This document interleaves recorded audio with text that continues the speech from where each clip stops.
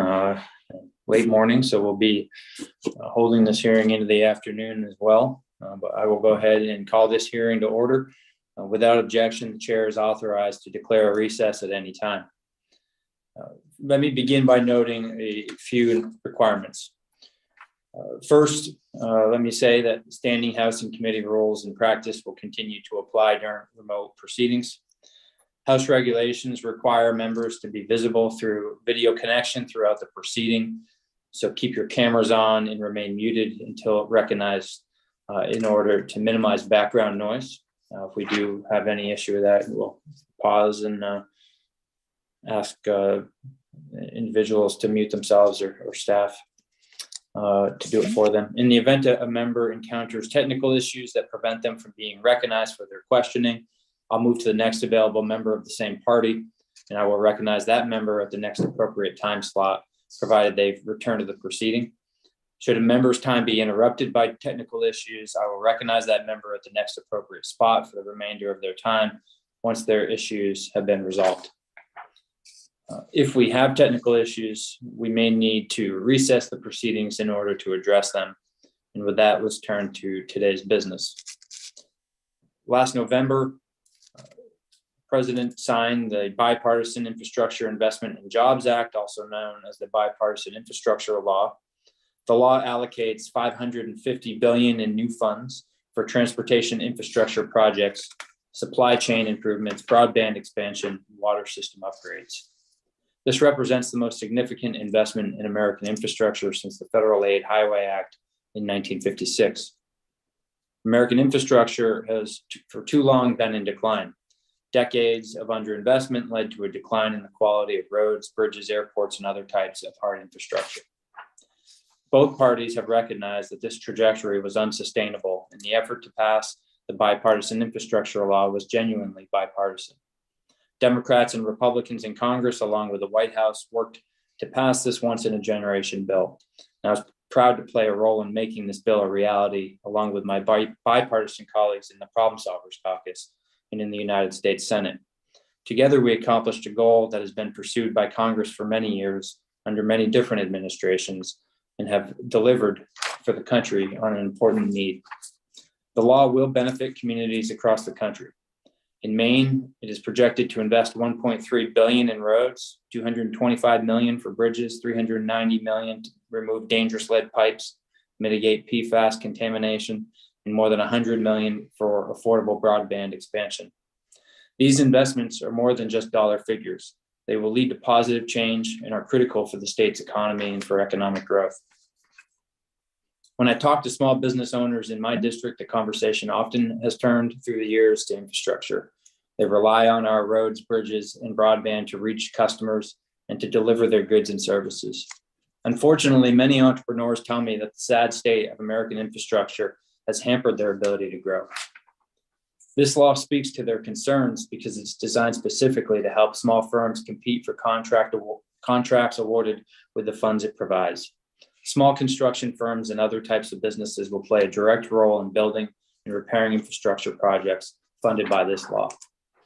But there are also many longer-term impacts for small employers that are important to highlight. There's an emphasis on funding for rural broadband networks to encourage more economic development and revitalization in rural communities. In my state, at least 83,000 people still don't have access to a fixed high-speed internet connection, a figure that likely understates the problem, given what this committee has heard in testimony through the last couple of years about how we measure broadband availability. This lack of access to high-speed broadband has proven to be an economic drain on many communities, impacting individual success in education, wealth, and access to opportunities. By increasing access to reliable broadband, we'll help close the digital divide and empower rural small business owners. This law will also help ease supply chain pressures that are causing delays, shortages, and higher prices for small firms as we look into the future. By improving the poor condition of our roads, bridges, rail, and ports, we can help improve arrival time for goods that are key for our business owners. Obviously, they all need to be able to deliver goods in a timely manner to their clients. It's just part of being a good business. Investing in domestic manufacturing is another critical need that can make our supply chain more resilient in the face of global crises such as the pandemic that we dealt with over the last 2 years. The bill also dedicates funding to workforce development and will invest in programs to ensure that small firms have access to a labor force that's skilled and ready for competition in the rest of the 21st century. It's critical that we fully understand how this law will help our nation's entrepreneurial community. So today I look forward to hearing from our panel about ways that small firms can best utilize the available infrastructure resources to the benefit of their communities and to their businesses. With that, I'd like to yield to the ranking member today, Congressman Williams. Thank you for joining us. Thank you, Mr. Chairman, for holding this hearing today. And I want to also say that we miss Mr. Hagedorn, who is not with us today, but he's a hard guy to follow. We want to say we miss him. Infrastructure was once a common ground where members on both sides of the aisle agreed. However, today, rather than focusing on areas of importance to our economy and our constituencies, such as improvements to our roads, waterways, bridges, railways, and broadband, my Democratic colleagues are focusing on policies that mirror radical ideas, such as the Green New Deal. The infrastructure law, where only a fraction of the new spending will be going towards traditional infrastructure, adds hundreds of billions of dollars in new debt. And let's face it, will only lead to higher taxes, continued inflation, and will ultimately make America less competitive. Furthermore, nothing in the law was done to make any meaningful improvements to regulatory and permitting processes, which is something plaguing many small businesses today. As we hold this hearing, inflation soars at a 40-year high of 7.5%, and gas prices have spiked to the highest price since 2014.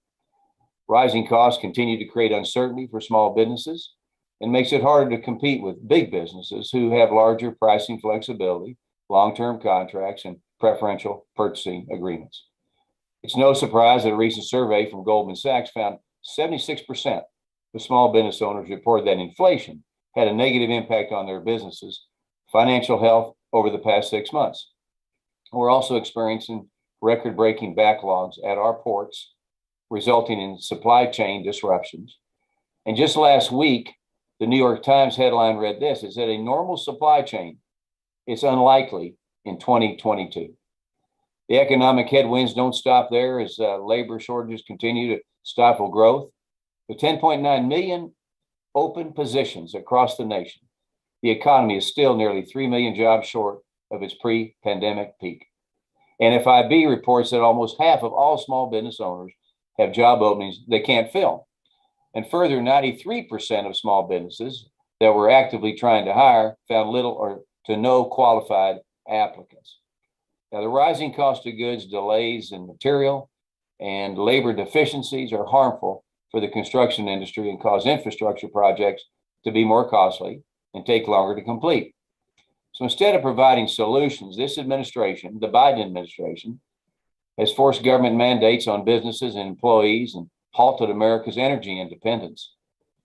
Many people claim to support small businesses, but they ignore their calls to reduce burdensome regulations and put a stop to the current tax and spending agenda. Washington cannot continue this reckless spending habit. We must implement pro-growth policies that support small businesses in combating the current economic challenges. As the administration continues to provide cost and implementation guidance for the infrastructure bill, it is imperative these projects are funded in a responsible manner, and small businesses and rural communities are not left behind. We must empower entrepreneurs and state and local governments to be in the driver's seat, not bureaucrats in Washington, D.C. So I look forward to hearing the testimonies of the witness today. And Mr. Chairman, as a small business owner, I think that we have real issues to address. So I yield back. Thank you. Very quickly, I will offer some direction into how the hearing will proceed for our panel. Each witness is going to start off with 5 minutes to provide a statement, and each committee member will have 5 minutes for questions. Please ensure that your microphone is on when you begin speaking. I'm sure someone today will probably start having forgot. Don't worry, we'll remind you, and you'll get your full 5 minutes. but try and think ahead on that one.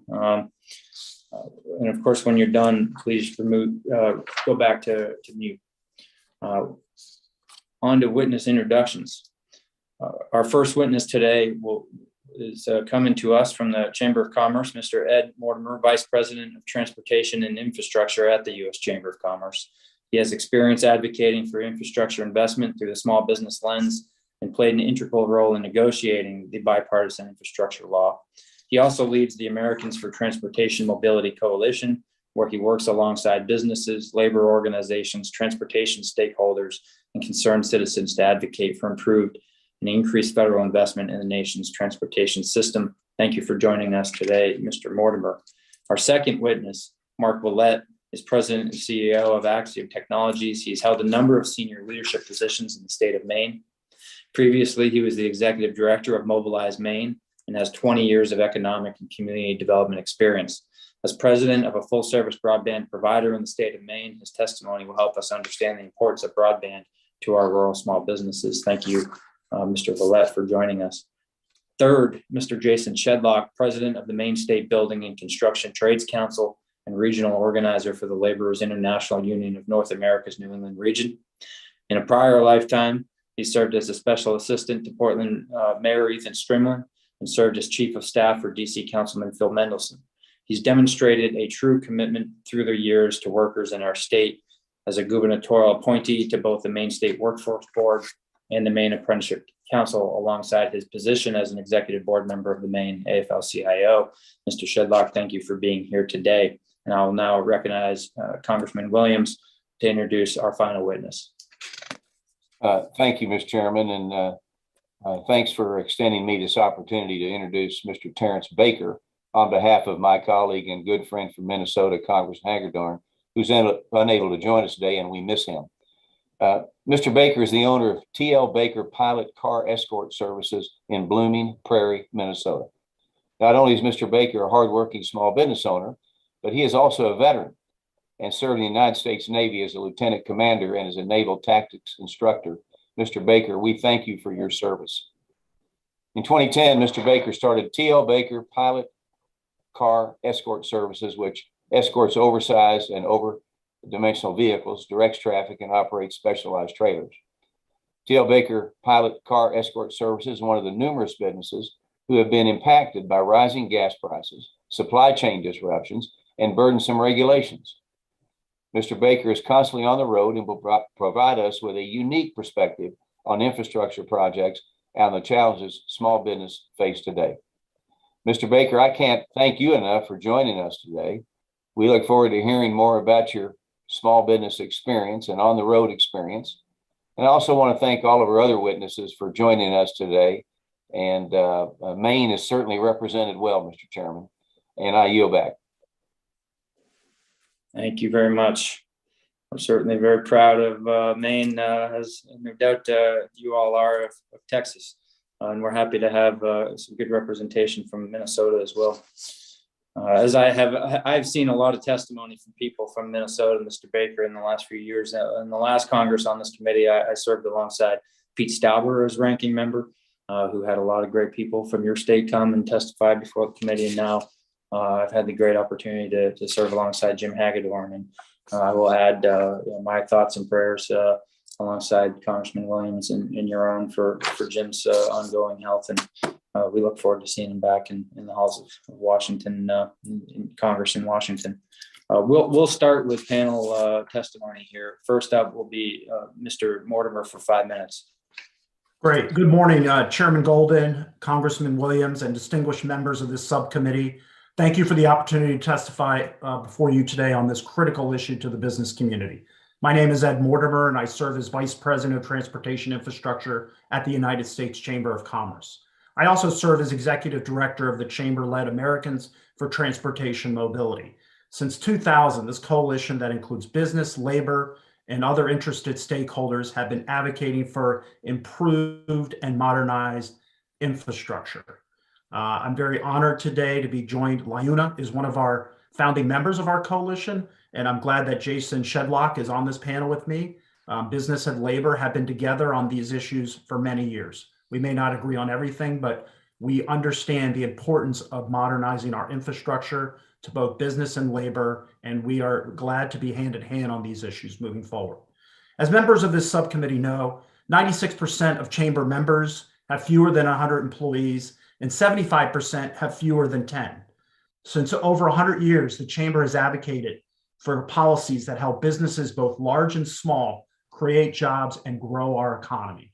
And for more than 2 decades, we have been at the forefront of advocacy for investment in the modernization of America's aging physical infrastructure.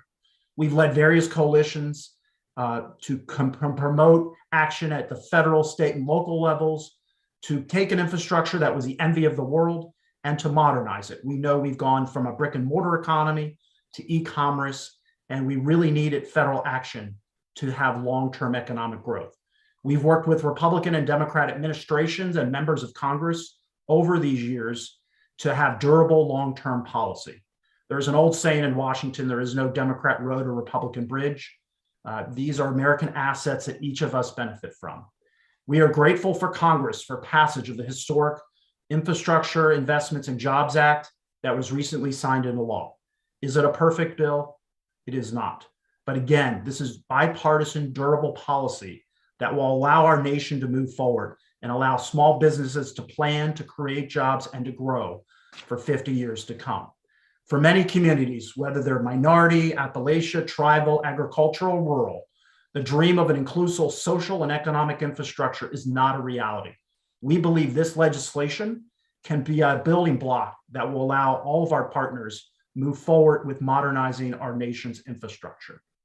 And again, it's a unique opportunity, once in a generation, Mr. Chairman, as you said, to close gaps that exist within our nation's infrastructure.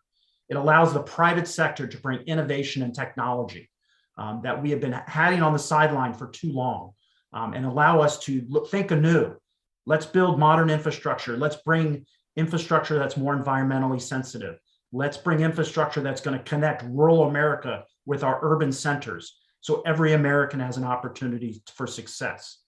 As you all know, the Chamber has done studies with MetLife. And again, small business owners are starving for modern infrastructure, both transportation, broadband, and the private sector is ready to deliver in partnership with all of our government leaders. But getting this legislation passed was a critical part of making that happen. Again, you talked, Mr. Chairman, about broadband. The private sector is prepared to work with the government to hit those underserved communities and to make sure that there is no one solution, but that the private sector can work with our public partners to deliver. We have a broadband system that's the envy of the world. We need to make sure every citizen has that ability. And we think that $65 billion in this legislation can make that happen. Another critical part of this legislation is going to be the modernization of project delivery. For too long, it's taken too long to get a permit than it is to actually deliver a project. Under this bipartisan bill, we codified an executive order under the Trump administration, one federal decision that's going to streamline the permitting process without changing environmental law, without changing public input, but putting reasonable timelines and a transparent process so business owners, both large and small, are able to deliver more investment on projects and not just sitting in the permitting process. Again, these investments for small business are going to be where they locate, how they're going to succeed in the future, getting customers, and providing the opportunity for their employees to get in front of this. This is also an opportunity for small business to be part of this modernization, not just benefit from the investments, but to make sure that they're part of the design, the construction, the maintenance. So we're going to reach out to underserved communities who may not have had these opportunities in the past and make sure that we can get the men and women to do these jobs. So again, this is a once in a generational opportunity. The Chamber is glad to be a part of this effort. We look forward to working with the subcommittee in implementation of this critical legislation. So thank you for this opportunity and look forward to your questions later in the session. Thank you, Mr. Mortimer. We look forward to that opportunity as well. Next, we will hear from Mr. Ouellette. The floor is yours, sir. Thank you, Representative Golden. Good morning. And a shout out to the great state of Maine, my representative, Representative Golden, Representative Williams, and the esteemed members of the committee. Thank you for the invitation to speak to you today as a rural small business located in Down East Maine. Washington County, where my business is located, is called the Sunrise County because we are the easternmost county in the United States and the first to see the sunrise. At least we claim to be the first to see the sunrise. Our county is 3 times the size of Rhode Island, with a population of 33,000 people. Our county sits within the largest congressional district east of the Mississippi that Representative Golden represents. It's big and very rural. Axiom is an internet service provider based in Machias, Maine. The county seat and a small business. We are a small business with 7 employees. We have been providing internet service to some of the most difficult to reach homes in all of the United States for the past 18 years. During that time, it has sometimes been a struggle to keep the doors open, but we have persevered knowing that for much of our early years, we were the only company willing to deliver an internet connection to some of the most difficult to reach homes in rural Maine. Many of our original customers are still with us today. Over time, we have invested in a variety of technologies and now are deploying almost exclusively fiber optic internet, commonly called broadband. Our company has taken advantage of several programs that were passed by Congress during the early days of the pandemic, and I come before you today as a proud small business owner with those 7 full-time employees and 2 part-time employees.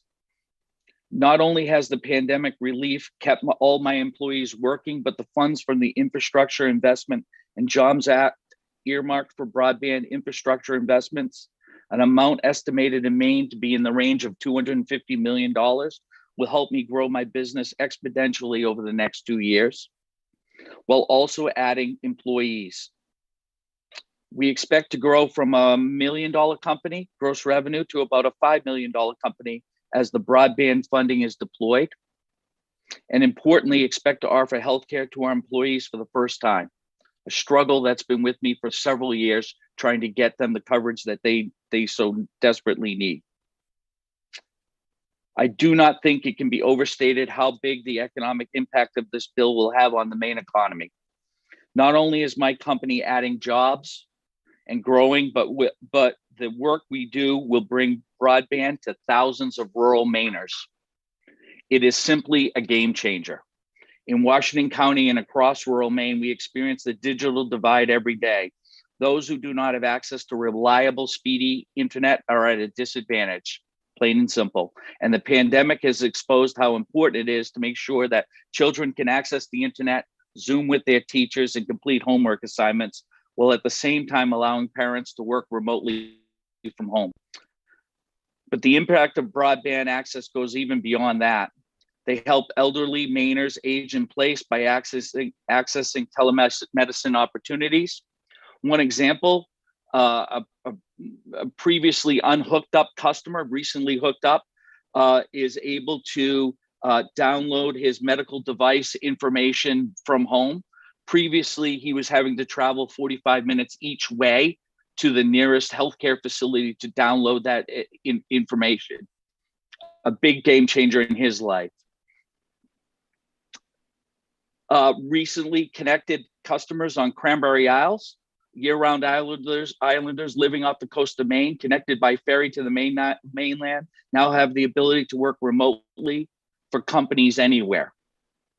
A professor of physics from the University of Arizona will be able to work from his home in Rope Bluffs, Maine, when we hook him up with fiber connection later this year. That's a community with a population of 303. The bill also addresses affordability, a roadblock for rural families struggling to pay their bills. And with the benefit will provide qualified individuals with a $30 reduction on their monthly bill, really a game changer for disadvantaged families. We look forward to administering that with folks in Maine. Internet access is critical to keeping rural places vibrant and ensuring that all Mainers can create their own economy. The impact of the infrastructure bill, in short, will increase revenues at Axiom 5 times, add employees in healthcare, while providing world-class internet service to thousands of homes that lack broadband. Thank you for the opportunity to testify today. Thank you, sir. Appreciate it. I've heard some people call it the GSOM, the great state of Maine. So with that, one more witness from Maine, Mr. Shedlock. Thank you, Chairman Golden, Ranking Member Williams, and members of this subcommittee for this opportunity. My name is Jason J. Shedlock, and I represent the Laborers International Union of North America, 500,000 plus strong united men and women, most of whom dedicate their lives to building our nation's infrastructure. Specifically, I'm one of over 300 members of Laborers Local 327 based in Augusta, Maine, as well as the president of the Maine State Building and Construction Trades Council, an organization comprised of 20 affiliated labor unions representing over 6,000 workers across the state. I'm pleased to be with you today to share some thoughts on behalf of the individuals who will be operationalizing the generational legislation that is the topic of this public hearing. The bipartisan action taken in Washington will have far-reaching impacts on current and future working families across Maine and the nation. Certainly a direct and immediate benefit of the Infrastructure Investment and Jobs Act should and must be seen by the members of our union and those of the entirety of the building trades unions. These highly skilled sisters and brothers will build and rebuild the very communities where they live, while at the same time building and sustaining a middle-class career for themselves and their families. Tradespeople like the laborers I represent stand ready to heed the call of lawmakers to fundamentally transform our nation's infrastructure. From groundbreaking to final delivery, my fellow members build every sector of the construction industry, from skyscrapers and subways to highways and bridges, from sidewalks to solar fields. We literally build America.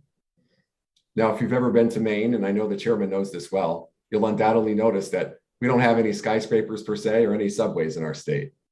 That said, we are proud to be currently building the state's tallest building, located in the city of Portland, an 18-story high-rise built by union laborers, operating engineers, ironworkers, carpenters, electricians, elevator constructors, and more.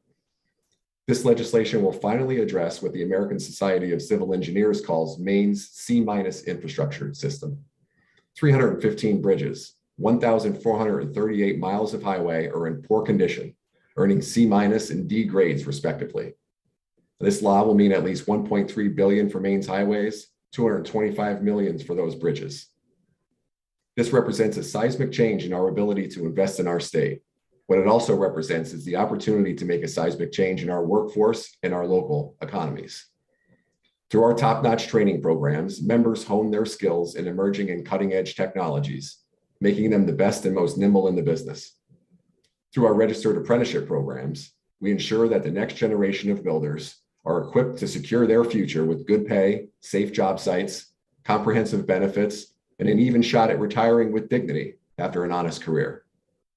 I'm proud to add that as the most diverse building trades union, the laborers also continuously focus on outreach to traditionally underrepresented populations, such as women, people of color, and veterans, to ensure that our workforce adequately reflects the community where our members live, work, play, and pray. To further amplify this law's effects on working families, the president's recent executive order mandating that all federally funded projects of $35 million or more be performed under the gold standards of a project labor agreement means that this investment will not only benefit every American, but it will also translate to the surety of safety and respect for construction workers and our signatory contractors across America. We're also currently in a challenging environment. Intertwined with our collective success is the worsening job crunch in Maine and in the country. No one feels this crunch harder than small businesses, including small and medium-sized construction contractors. By partnering with the laborers union and our fellow trades, we in essence provide these businesses with an easy button, as they can gain access to our highly skilled construction workforce while at the same time enjoy the job opportunities related to this historic infrastructure investment. I would be remiss if I didn't also acknowledge and appreciate the laborers' close working relationship with the U.S. as well as the regional and local chambers of commerce across America with respect to our nation's infrastructure. It's only by joining together with our partners in the business community that we will most effectively deliver on the tremendous promise of this legislation. And I thank Mr. Mortimer for his words as well. Through this partnership, we can also help address the unacceptable reality of America's gender pay gap. According to the U.S. Bureau of Labor Statistics, while overall women earn 81.1% of what men earn in the construction industry, that number increases to 99.1%. Further, according to the National Women's Law Center, unionized women earn 24% more than women who are not represented by a union. Mr. Chairman, the overarching takeaway is very simple. and was summed up very well by my general president, Terry O'Sullivan, upon the bill signing. Quote, "The investment will put laborers to work in every community, revitalize our nation's economy, and open doors to the middle class for hundreds of thousands of working men and women." Thank you for the opportunity to present to you today. As any good union laborer, I and my sisters and brothers stand ready to assist you in any way necessary as we work together to put this legislation into action, from groundbreaking to final delivery. Thank you. Thank you. I look forward to seeing those projects move forward too, and those people working. And as we've discussed, working closer to home. More on that later in regards to Maine. But let's finish things up and hear from Mr. Baker for 5 minutes. Thank you, sir. Okay, am I unmuted here, sir? Oh, good. Loud and clear. Okay, thank you to Representative Williams for that eloquent introduction. And I also want to express gratitude to my Congressman, Representative Jim Hagedorn, and I add my thoughts and prayers for your speedy recovery, sir. As already mentioned about my present employment, I'm a pilot car owner and operator. And just to add to what Representative Williams already mentioned, when you happen upon an oversized load, it's always a spectacle on the highway. You'll see flags, oversized load signs, police light bars with amber flashing lights. And typically, we have to block one or more lanes of traffic because of the dimensions of the load. And so our priority is to alert the driving public and to encourage them to maintain distance until we can get the load down the highway and keep everyone safe. Through the years of doing this, I've operated through all of the 48 states of the continental US and a lot in Canada, specifically in Ontario, and especially in Quebec. And so a lot of infrastructure to see there. But I want to mention that it's always been a challenge because of fuel prices from 2010 to 2016. Climate initiatives have always kept diesel up somewhere near $4 a gallon.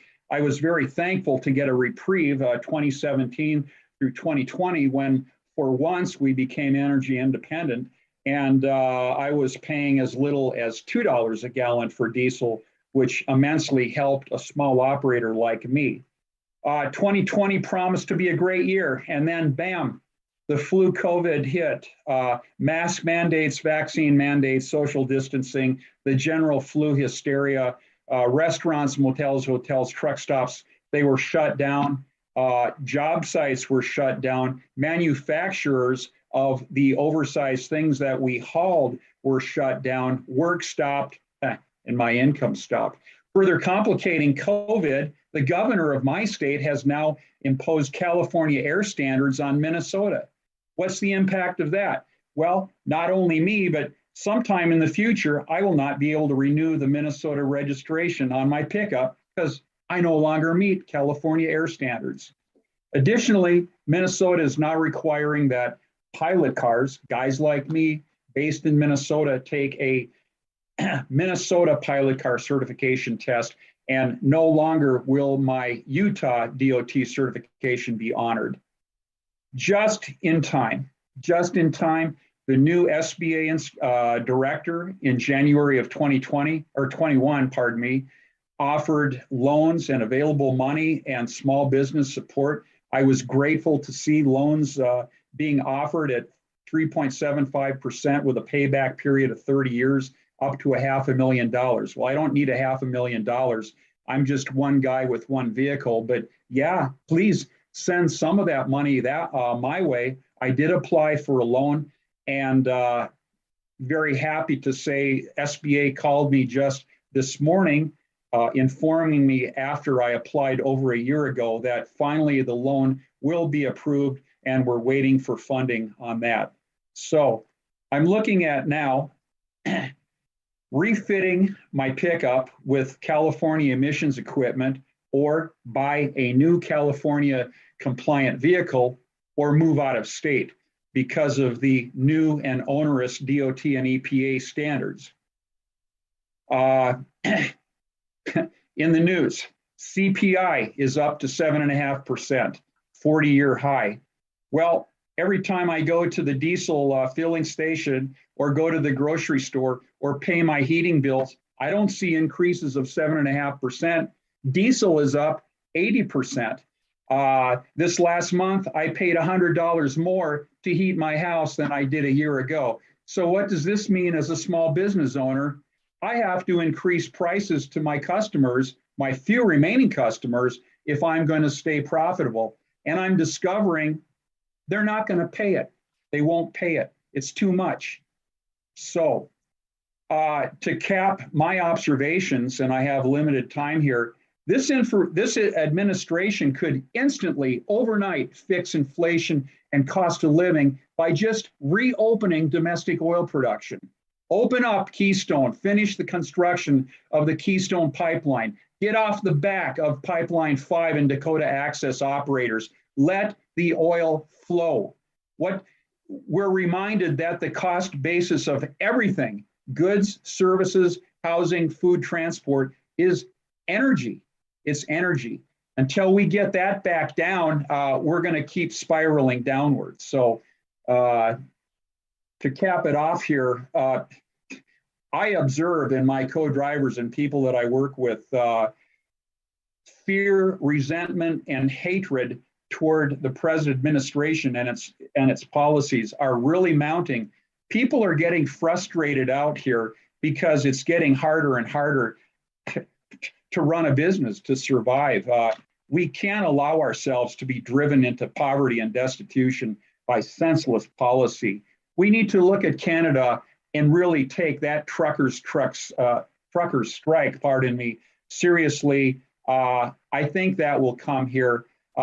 Thank you, ranking members and distinguished witnesses, for listening, and I have to yield up my time now.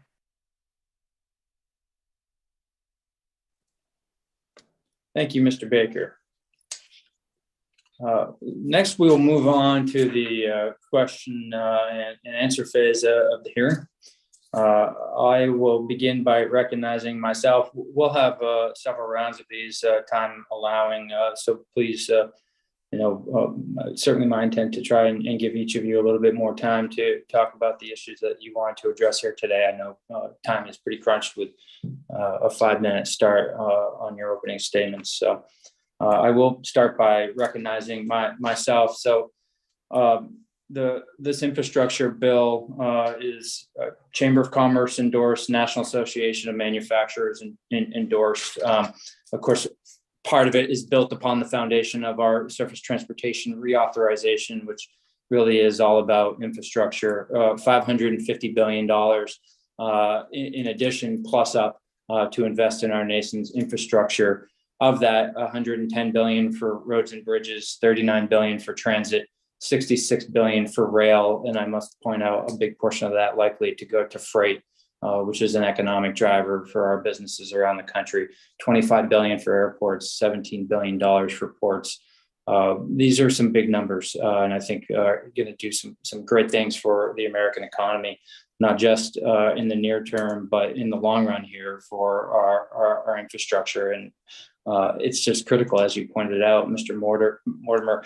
Can you talk a little bit more about why the Chamber of Commerce got behind this legislation? And I thank you for pointing out some of the regulatory reform that it did possess. You did say not a perfect bill, very few are, but the one federal decision permitting, I think, is going to go a long ways towards speeding delivery and providing regulatory certainty to businesses, wouldn't you say? Absolutely, Mr. Chairman. And again, the Chamber of Commerce has got behind this because, look, we need federal investment to have a national network, right? The Constitution called for the federal government to do two things. They may have wandered a bit beyond that, and we could have a whole hearing on that, but the two things it called for is national defense and interstate commerce. So for businesses to succeed, we need the vision of Eisenhower when he developed that interstate highway system, Teddy Roosevelt with the inland waterways. That network was the envy of the world, but it's reached its useful conclusion. My colleague, Mr. Shedlock, talked about the American Society of Civil Engineers C-. So we needed to modernize. We needed the federal investment and vision to do that. State governments and local governments have been doing this over the last several years, but they by themselves cannot make the type of investments to handle all the physical infrastructure we talked about in this hearing. You know, our road system and our transportation network is the backbone, but broadband, energy, all those things require, and it's not all on the federal government. It's a shared responsibility. But this legislation is going to provide the building block. And again, our view is these are going to be shovel-worthy projects. These are going to be projects that are going to make our country succeed for the next 50 to 75 years. This isn't a quick jolt. To Congressman Williams' concern about inflation, the U.S. Chamber is very concerned about inflation. But we view these investments, again, as a long-term vision for our country that actually are going to be deflationary because they are long-term. This is very different than 2009 when it was shovel-ready and just hurry up, let's get a bunch of people out there and fix some things. This is being strategic, long-term investments that are going to benefit small business owners for many years to come. You talked a little bit about partnering with the committee to make sure that the implementation is done correctly, to see that some of these reforms in here, are adhered to. How can we best work together, Mr. Mortimer, to make sure that small business firms represented by the Chamber of Commerce are going to capture the benefit of this work? Great question. So 2 things we really like the subcommittee to help us with. First of all, we need to get a full year 2022 appropriations bill. Because we're in a continuing resolution, the full benefits of this legislation are not able to take place. So we are supporting Congressman Moulton, Congressman Katko. They have over 50 members and growing, signing a letter to leadership, urging them to finish a full year appropriations bill by the March 11th deadline. So again, let's get a bipartisan solution for a full year bill so we can fully implement the legislation. Number 2 is this committee, this subcommittee and your full committee has an opportunity to oversee the departments that are enacting this bill to make sure that small business has a voice. There are provisions in this bill that have, like in federal highways, 10% of funds can go to small business owners. We need to provide that oversight and make sure that they deliver on the promises made. And so Congress and this committee have a key role to make sure that as they roll out these guidances, and many are going to be rolling out the next month, that you ensure that the congressional intent is being met. And for those who didn't vote for the bill, this is an opportunity to say, it's the law of the land. Let's make it the most beneficial to our communities. So let's take another look at this and let's see how we can make our communities fully benefit from the investments that this law can bring. Certainly agree with you about the importance of the oversight role of the committee. And of course, also hoping that we will get a good omnibus. My time is expired, and next we will recognize Congressman Williams. Thank you, Mr. Chairman. I'd also like to enter into the record an op-ed from Job Creators Network titled 9 Ways Biden's Feckless Cabinet Members Are Contributing to Our Country's Problems. This article highlights the failures of Transportation Secretary Pete Buttigieg, Small Business Administration Administrator Isabel Guzman, and Treasury Secretary Janet Yellen, who continue, by the way, to defy the law by refusing to testify before this committee. She's breaking the law. So I want to get that in the record, Chairman. So thank you. Thank you again, and witnesses for being here today. We appreciate you. Skyrocketing inflation continue to create uncertainty for small business owners across the country.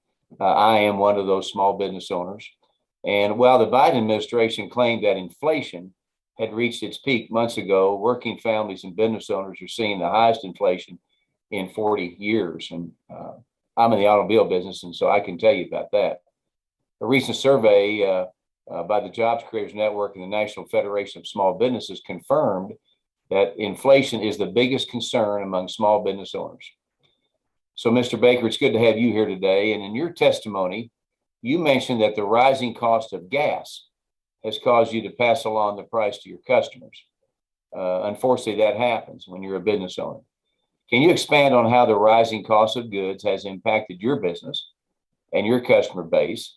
And isn't there a point where the cost is just too great for your customers to absorb? Yes, sir. I have fuel receipts from a year ago where I was paying $2.08 for diesel. Right now, I look out the window and I see the diesel price $3.89. That's over 80%, sir. That's not 7.5 CPI. That's 80%. Everything for maintenance, vehicle maintenance, and everything else is up accordingly.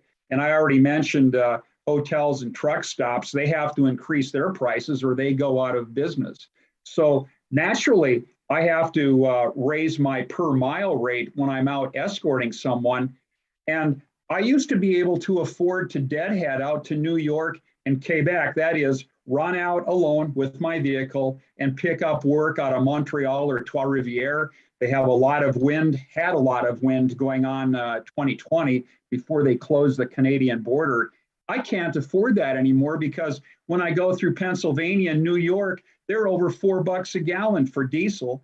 So there's an example, sir. And I wanted to mention, I know a lot of truckers who are just straight drivers. The California air emission standards drove a lot of them away from California ports. In fact, a majority of the truckers who service those ports are from out of state. When California doubled down on that onerous emissions requirement for the ports, the truckers shrugged and said, okay, we'll go work Gulf Coast ports. We'll go work out of Florida ports. You're not hurting us at all. Let us know how that works out, California. That's why there's a supply chain problem there. But sir, I'm happy to report at the beginning of 2020, I knew we were going to be down for COVID for a while. So I took my pickup in, did a top engine overhaul, and had to order a lot of parts from Germany, Bosch parts made in Germany. I experienced no supply chain problems at all because they were flown in or shipped in through Jacksonville, Florida. So there's a contrast, and that's how onerous regulations just kill us, adding to the cost of operations. Okay. Let's continue. As a small business owner myself, I've been in the automobile business for over 52 years. I know firsthand the best thing for business if government simply gets out of the way and lets business owners work in the free market, let competition work, let the consumer decide who's good and who's bad. Unfortunately, the American Action Forum reported that the Biden administration capped off its first full year in office with more than $201 billion. Think of that, $201 billion in regulatory costs and 131 million hours in new annual paperwork that generate absolutely nothing. These kinds of burdensome regulations and requirements for you and myself create unnecessary barriers for all small businesses, which prevents them from growing and contributing to the U.S. economy in a more substantial way and, frankly, giving service to the customers. So, Mr. Baker, how do regulatory burdens impact your ability to maintain revenue, retain clients, and still grow your business? And you don't need Big Brother looking at it every single day. Well, yes, sir. I mean, it all revolves around cost. And as I mentioned before in my oral, the cost basis of everything is energy. And as diesel keeps rising, it'll be more and more difficult to come out with a net profit. And like I said, I've reached the limits where some customers tell me I can't run with them anymore because I'm charging too much. Well, I have to charge that much at a certain level just to remain profitable. Otherwise, it doesn't pay to go out the door anymore. I may as well sell my pickup and go be a Walmart greeter because that's what inflation and these new regulations, in the case of my state, California air emissions in Minnesota, are you kidding? They're going to drive me out of business eventually if the costs keep rising, sir. I hope that answers your question. Well, it did. And thank you for being a small business owner and taking risk in this great country. With that, Mr. Chairman, I yield back. Thank you. I'm going to go ahead and recognize Congressman Stalbert. Thank you very much, Mr. Chair, Ranking Member Williams. Really appreciate the witnesses and hearing your testimony. You know, Mr. Williams just said something very striking, and don't diminish his comment.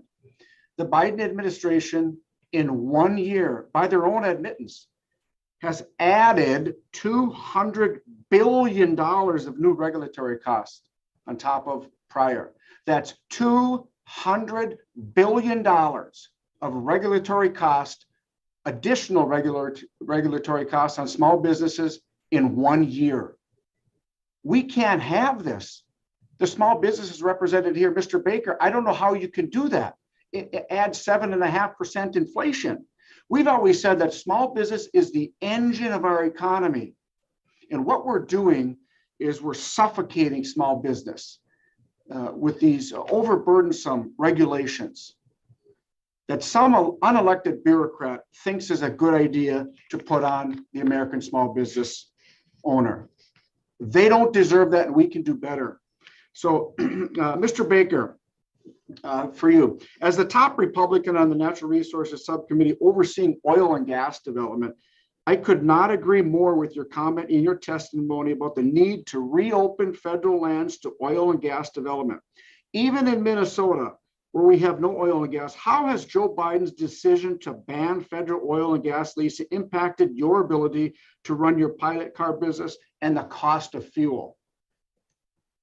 Well, it's just escalated to the ridiculous. I mean, every day I look out the window or I drive by the diesel stop and it's up 5-10 cents a gallon. I mean, pretty soon we're going to be at $4 a gallon over some nefarious environmental initiative, which at its core philosophy demonizes carbon dioxide of all things. And I'd like to speak on that if I had the time, but I don't want to overcomplicate my answer here. Just simply energy, the cost of energy is the basis of all my costs anymore, and it drives everything else up. Food, restaurants, truck stops, supplies, repair parts. Well, Mr. Baker, give me an idea, give the panel an idea what the percentage of your overall commitment is for oil and gas. What has the increase in the gas cost you? Can you give us a number or a percentage of this? Okay, I've got a 35-gallon tank in my pickup, and I used to be able to fill that, especially running down through Texas. $70 would top it off right to the top of the filler brim. If I fill now in my hometown, it's in excess of $130 to fill that tank. If I do a day escort run and hopefully I'll make $200 from the trucking company and then come back home, I'll burn out nearly a tank of fuel just maneuvering around the load, keeping the traffic off of it, steering the trailer. I have to idle my pickup when it's cold just to stay alive. By the time I'm done, I've spent almost as much fuel as the trucking company pays me for that day. That's not good business.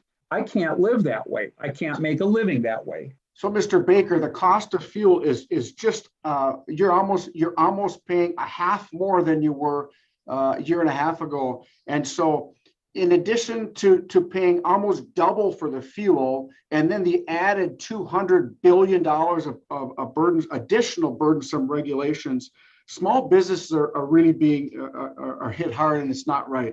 So bureaucrats in Washington that come up with onerous climate initiatives and regulations often do not consider impact on small business owners like yourself, Mr. Baker. We must eliminate hurdles for our small businesses so they can contribute to our economy and our infrastructure projects, not put in place more burdensome regulations or take steps to weaken our energy and supply chain independence. Mistakes like these only benefit large corporations who can afford such costly policies. Small business resiliency is how we guarantee America's resiliency. And I hope this administration starts taking that into account moving forward. Mr. Chair, I yield back.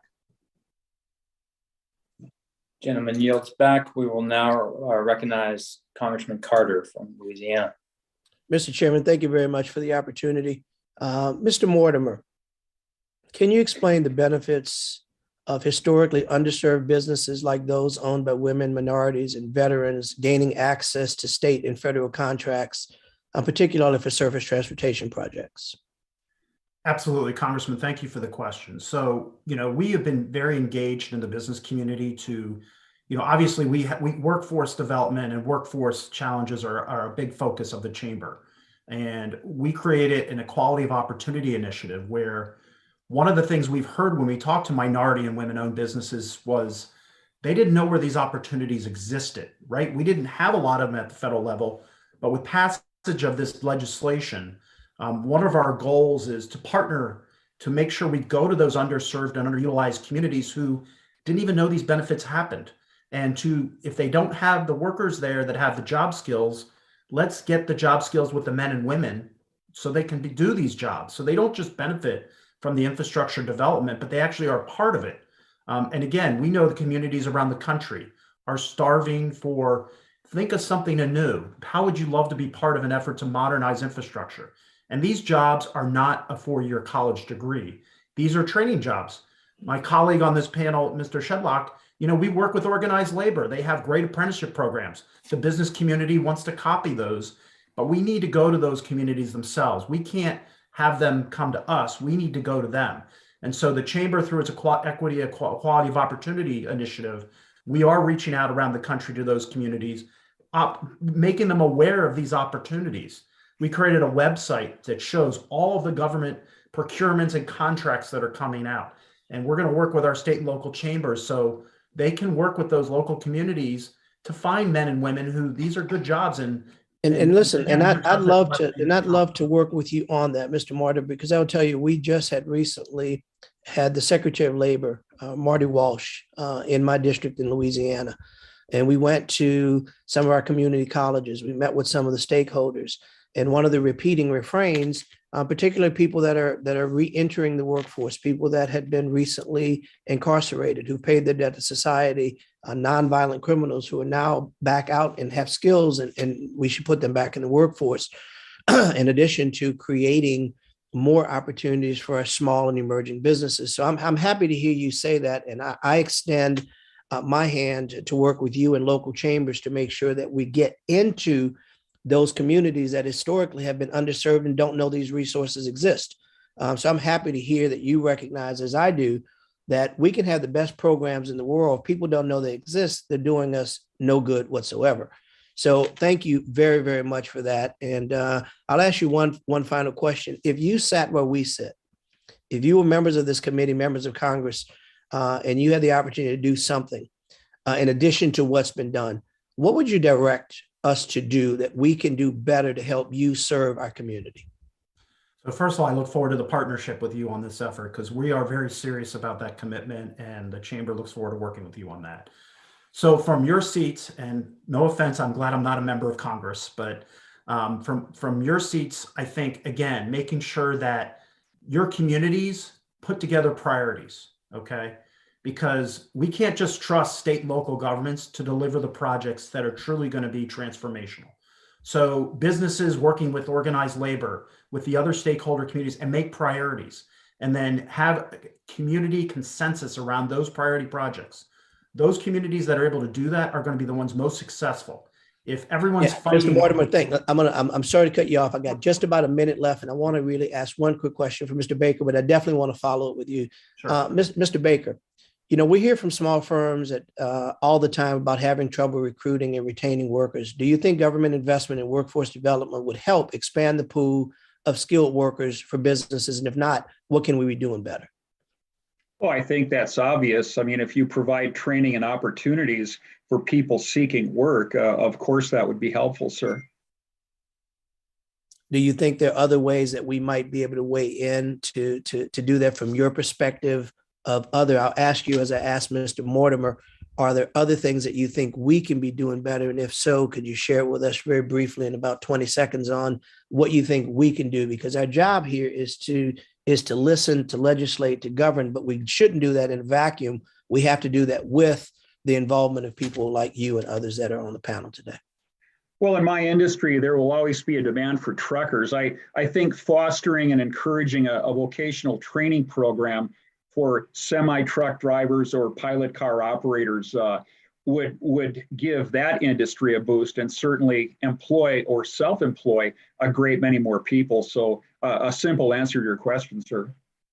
Thank you very much. I yield back, sir. Thank you. I appreciate that. I have a few remaining questions. Certainly, Representative Carter, you're welcome to stay if you have others. Sound like you might. Thank you. Congressman Williams, just let me know if you have additional questions at any point. I was just going to work down the line, starting with Mark Ouellette. Just thinking about Washington County alone, what do you think the digital divide looks like, maybe in just a estimated percentage of residents currently without access to broadband, and how important do you think that is to the prospects for economic development in Washington County? Thank you, Representative Golden. I appreciate the opportunity. There are at least 10% of the population that has no broadband whatsoever and is working off a cell phone. At least that, probably closer to 15% if I were, something of that range. Those who do not have access to broadband that meets the new state definition of 100 over 100 megabits per second are almost non-existent. Only fiber connected customers can achieve that level of service, and there are far and few in Washington County that have that service. We through the CARES Act put in, we are now serving East Machias and Whiting, two small communities adjacent to where we operate out of Machias. Those communities now have access to world-class broadband. Basically, you can get better broadband in those communities today than you can get in New York City. No offense to New York City. So the kind of infrastructure from a broadband perspective that are going to be put into Washington County is really literally going to give a significant economic boost to all families who are currently underserved or unserved by their current broadband connection.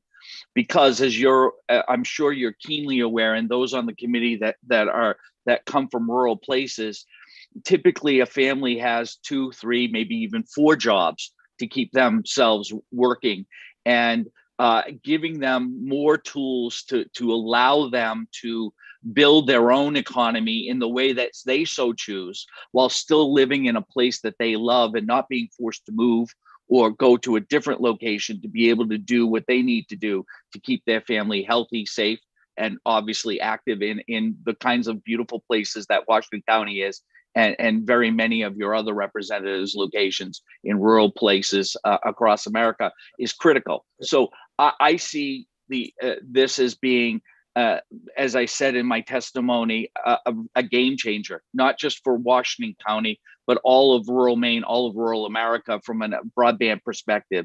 There is no reason, frankly, that we should be lagging behind places like South Korea and other nations across that many years ago invested in broadband infrastructure and put that in to help their citizens grow. And certainly the pandemic has made this an acute problem that needs to be addressed in the Congress bipartisanly.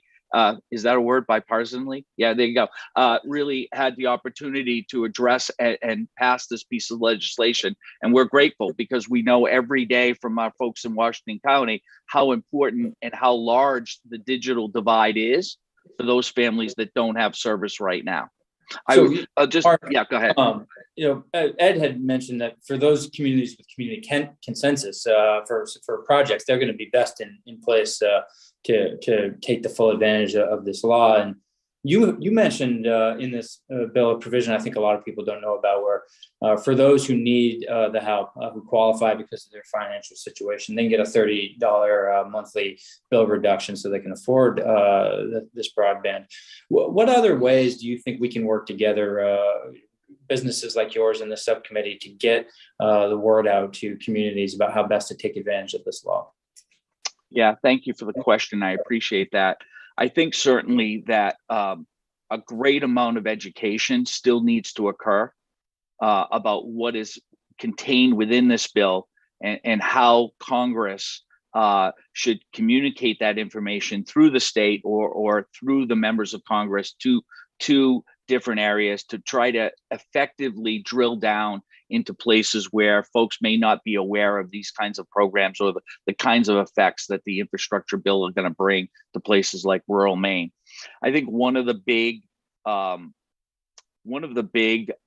think, something very important from my perspective would be for representatives to really effectively come to the places where these funds could be effective and speak on them, because I think members of Congress, the committee, can have a great outarched effect when they speak. And I think, people don't see enough of their representatives, frankly, in this environment because of the pandemic, because of the way you've had to hold your business over the last couple of years. So we'd love to see more members of Congress out in the field, talking about what this bill can bring. And I think that could be very effective for the committee also. Sounds like an invitation to Washington County. So we should set that up. Mr. Williams, do you have any questions? Yeah, thank you, Mr. Chairman. Mr. Baker, and any of you can answer this, but I'm a small business owner, employ hundreds of people. I'm in the automobile business. I have for over 50 years. I'm a big tax cutter. I ran on tax cuts in 2012 and won, and I've won ever since.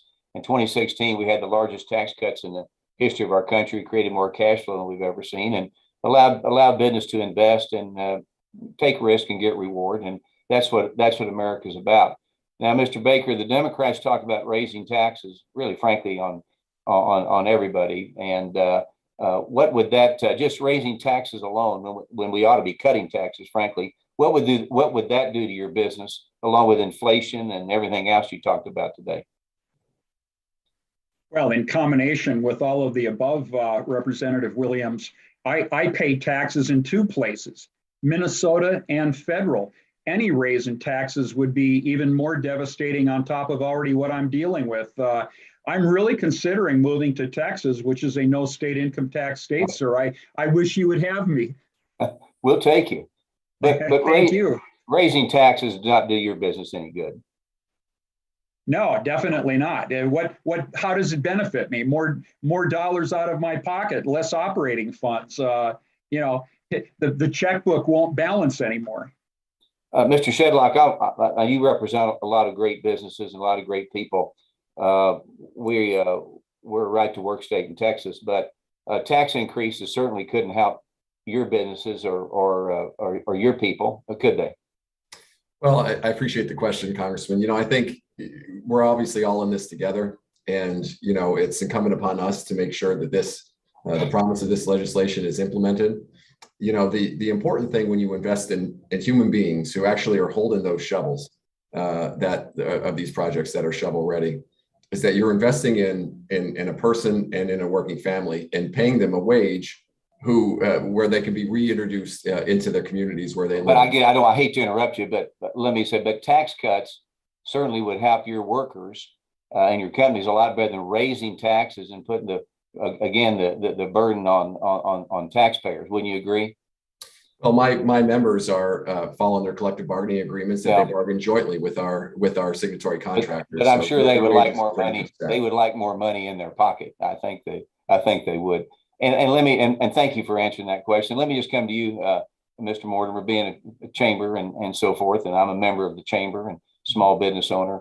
All the stuff we're talking about is great, but if we put the burden on small business owner and chambers members by raising taxes instead of cutting taxes, frankly, put more money in their pocket that gets put out in the system, raising taxes right now with inflation like it is not of a benefit. Wouldn't you agree?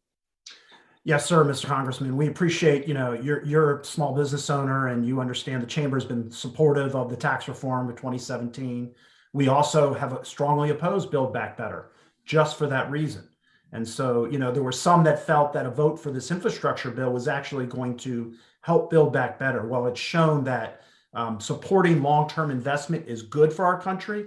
Supporting short-term things such as Build Back Better are bad. And so we're very happy that Congress has not moved forward with that part of the agenda. Okay, thank you very much. And Mr. Chairman, I'll return my time to you. Thank you. I appreciate that. I want to make sure I'm not leaving people out. Mr. Shedlock, you talked a little bit about the importance of putting money in people's pockets. certainly you see a lot in this bill that is going to increase work opportunities for laborers in Maine, in New England. Important things that are going to see us with more Buy American, Made in America type contract opportunities.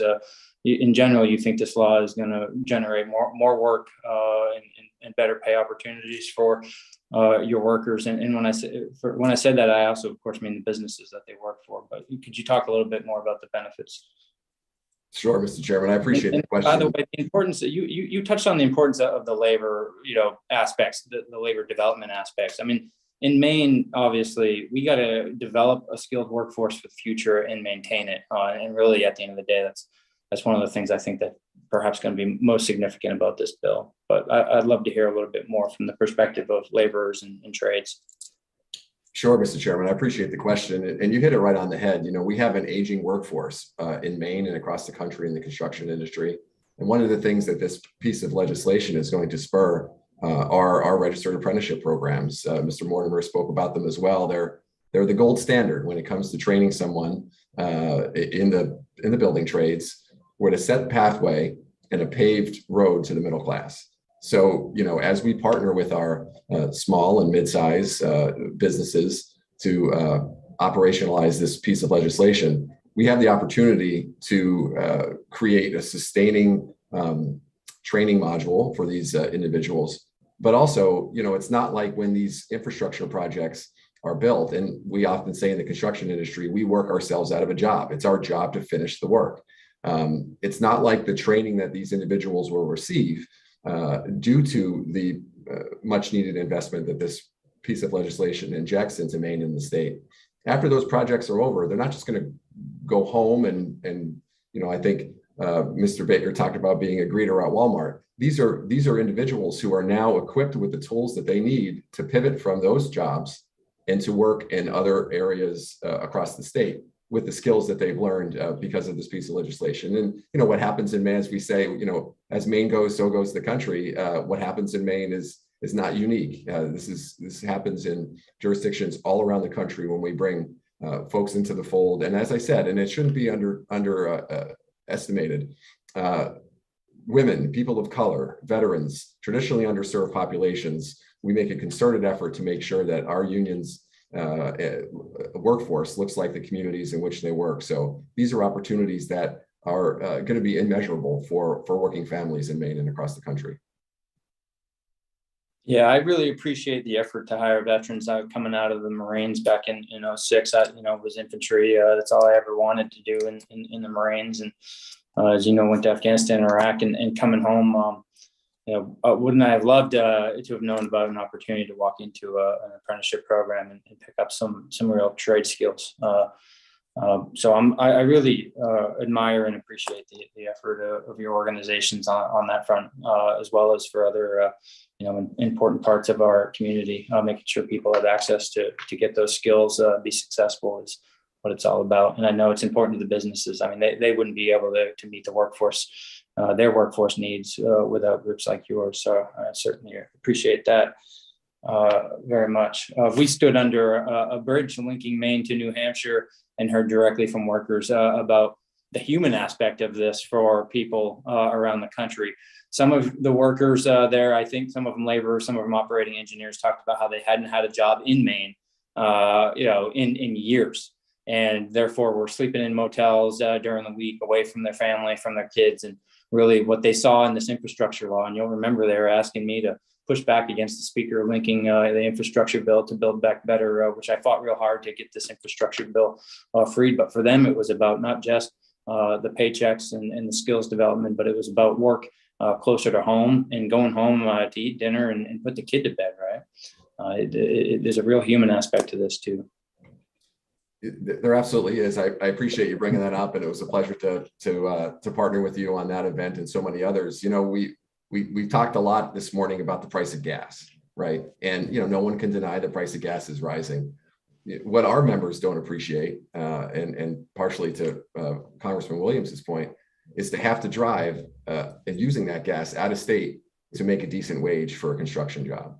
This is going to provide the opportunity for our members, the women and men of the laborers and the entirety of the building trades unions, to work where they live. When that happens, not only are you, not have to shell out more money for your pocket for a tank of gas or a motel room, or, and many members also sleep in their cars, I have to tell you. You're also going to be spending money in your communities, but you're also going to be, you can go to church on Sunday in your communities. You're going to coach, I'm a youth basketball coach in Portland, and, you're going to be able to coach your son or your daughter in the games. You're going to be productive members of their communities, visiting those small businesses that we all care so much about and who are the backbone of much of Maine. Thank you. I appreciate that. Congressman Williams, I am going to ask one question to Mr. Baker, but I want to give you the opportunity if you want to ask any more questions of anyone. No, I'm good. I guess I would just say to everybody, you maniacs got us Texans outnumbered on this call. But I would invite Mr. Shedlock and Mark, and of course, Ed knows this, and Terrence already brought it up. You all are invited to Texas. No personal income tax. All your people make more money. They're free to work who they want to work for. So that invitation's out there, Chairman. Well, I appreciate that. Let me say, I had Pete Stauber up in Maine, and I visited Minnesota with him and Jim Hagedorn, actually, back in 2019. And I would certainly, Van Taylor's been up to my district in Maine, and I intend to go to Texas and visit down there. And maybe we'll have the opportunity to get together. It's a big state like Maine, obviously, but my son-in-law, Mr. Chairman, is from Bangor. Oh, no kidding. There we go. So you got a great state. We're just happen to be warmer than you are. Well, that's right. Obviously, I want to go to Texas right now, but you might want to come to Maine in the summertime. I want to learn a little bit about the economy down there when I visit, and of course, get down to the border if we can. Although I talk to the border patrol people up here in Maine, and it's easy sometimes to forget about the northern border, which is important. But they all rotate down south too, so I hear from them. But I look forward to that visit in the months ahead. Mr. Baker, I wanted to tell you one thing. I know that you don't yourself drive trucks, but certainly that industry is at the heart of the business that you've started as you were looking for, the opportunity to start your own business and have a little more control over your life. One thing that we did in this bill, I wanted to let you know about, and I imagine you'd be supportive, and it gets a little bit at I think, trucker shortages. I don't know if you'd ever heard of the Drive Safe Act. So there were these laws where we had qualified truck drivers of a certain age, under 21 years old, who were only allowed to drive inside their state, but not across state borders, which created some really strange, situations where we had qualified, certified drivers able to drive hundreds of miles across Maine, east, west, north, south, but couldn't deliver a load from one business in Western Maine to a business in Eastern New Hampshire. Just 30 minutes down the road. Didn't make any sense. Also made it harder for them to get hired. And for some businesses who operate all over New England, made it hard for them at times to meet their workforce needs. So the Drive Safe Act is going to create a new apprenticeship program for young CDL drivers. Make sure that there are new training opportunities, but also it's going to allow those 18 to 21-year-olds to drive under that apprenticeship program across those state lines. In general, I don't know if that's something you've heard about in Minnesota, but you need to know about it as you're having conversations with different trucking companies out there. It's a new opportunity. Yes, sir. I am aware of that. I'm a CDL holder myself, so yes, thank you for that. Thank you for reminding me. Yep, very good. Certainly some things we can agree about. Looking back, just thinking about the inflation right now, about higher gas prices, I certainly believe actions can be taken to try and address that. I pushed the Biden administration to release some of the oil reserves to try and push down those prices. But I too have expressed frustration with political interference of things like the Dakota Pipeline 5. You may find that there may be laborers in America who agree about that and things like Keystone. So certainly there's things that can be done. Just looking back in 2009, I know that when Obama came into the White House, we were pumping about 5.1 million barrels in January of 29. By April, that was up to 8.9 million barrels a day. And in 2015, the U.S. pumped the most oil it had in 43 years. They were ranking like number 3 in crude oil globally, and number 1 when you looked at both oil and gas. And prices dropped by half from 2014 to 2016 and 17. So certainly there's something to be said for an opportunity to take some policy action here to address higher gas prices.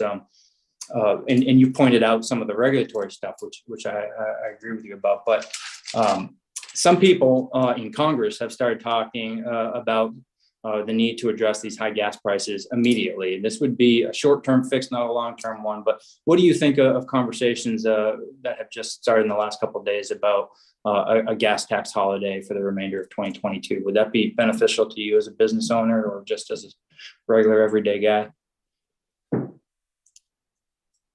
Are you asking me, sir? Yes.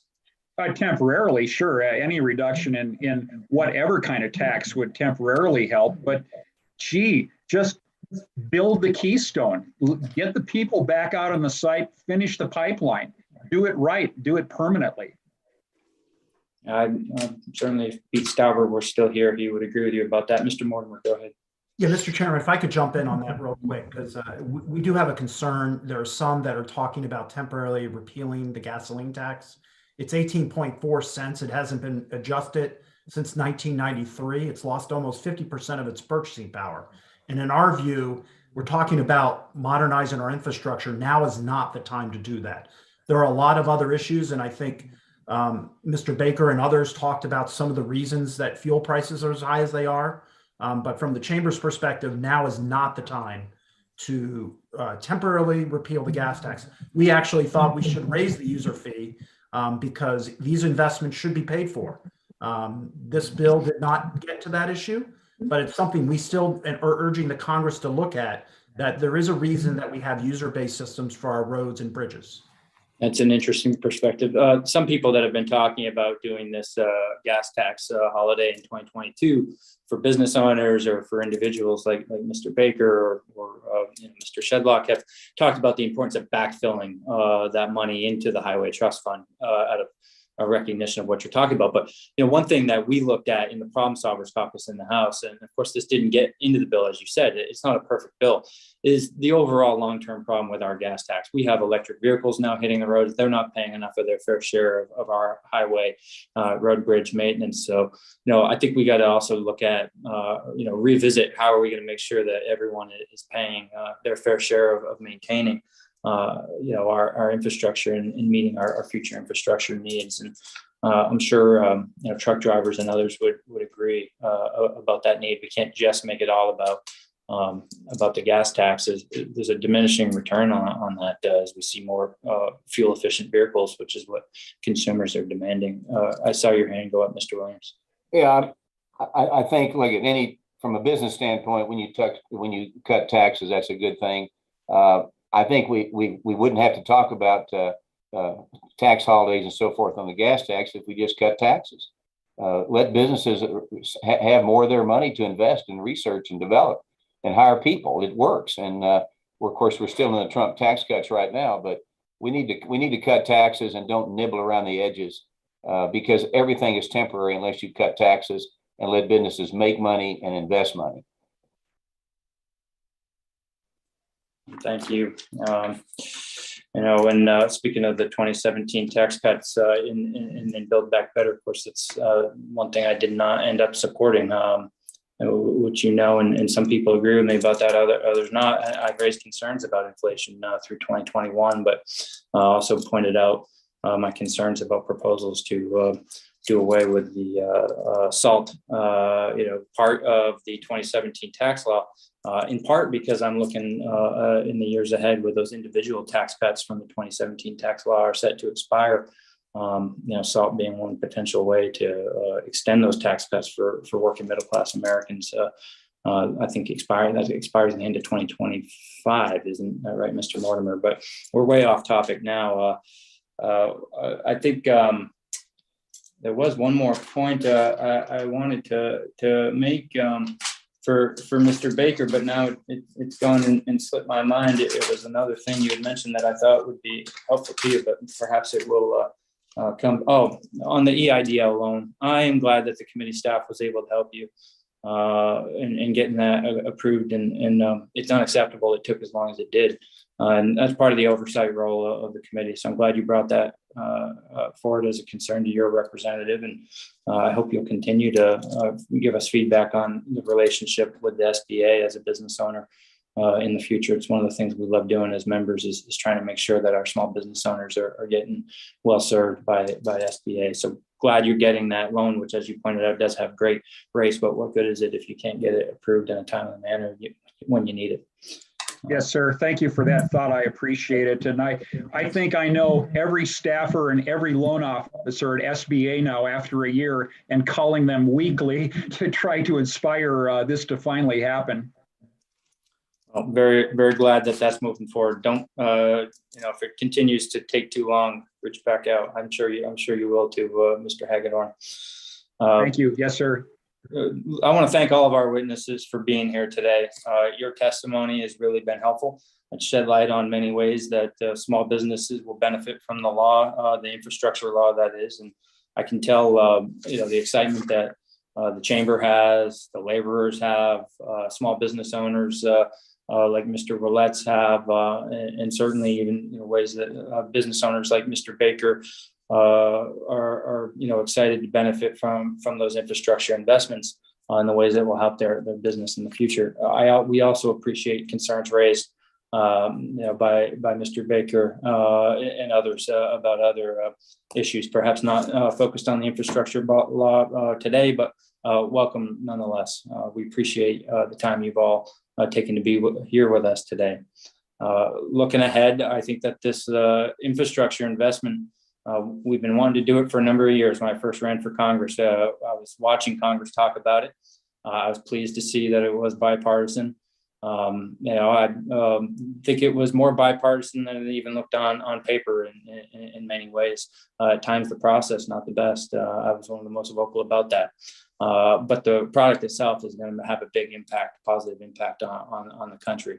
I appreciate the chamber, the laborers, the trades, and everyone out there that work together to make it happen.